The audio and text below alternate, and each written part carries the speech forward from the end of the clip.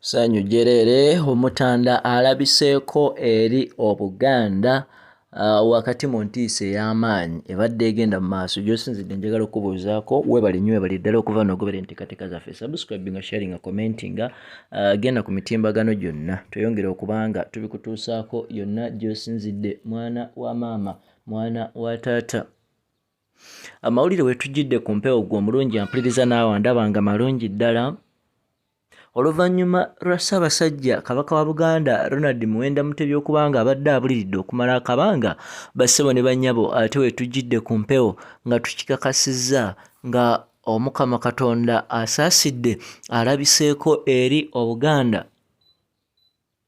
Jjukira nti wabaddewo ky'osobola okuyita okutya okw'amaanyi eri abantu bangi nnyo nnyini ddala oluvannyuma lw'okwebuuza wa Omutanda gy'ali kubanga akaseera keekulunguludde ng'ono takubibwako kya mu lubaale. Wano ssabbiiti eziyise kyaviirako n'abakiise mu lukiiko lwa Buganda okuteeka Katikkiro ku nninga ne bamusaba oba nga kisoboka bagende balambule ku Nnamunswa. Ekintu Katikkiro kye yavaayo n'awakanya n'agamba nti mu kaseera kano kino kyali tekisoboka yadde. Baana ba maama baana ba taata, we tujjidde ku mpewo tukikakasizza nga bw'ogenda mu maaso okubanga olaba Omutanda kigambibwa mbu ali wali munda mu ggwanga erya Namibia wagenda mu maaso okubanga oba oli awo atambulako wano ne wali mu ngeri y'okwewummuzaamu oba mu ngeri y'okubanga awona oluvannyuma lw'okubanga abasawo bamuteekako obujjanjabi obw'amaanyi.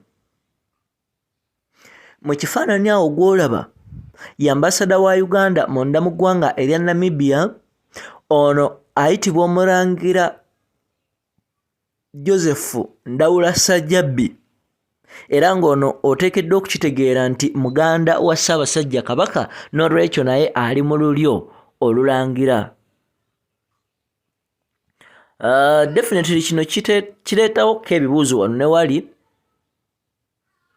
kubanga Oweekitiibwa Katikkiro abadde atugamba nti Omutanda ali Germany but of course ge tulaba gatulaga nga ali wali munda mu ggwanga erya Namibia naye era nakyo kisoboka okubanga ate eri abadde avuddeyo n'abeera nga ayingira mu ggwanga eddala.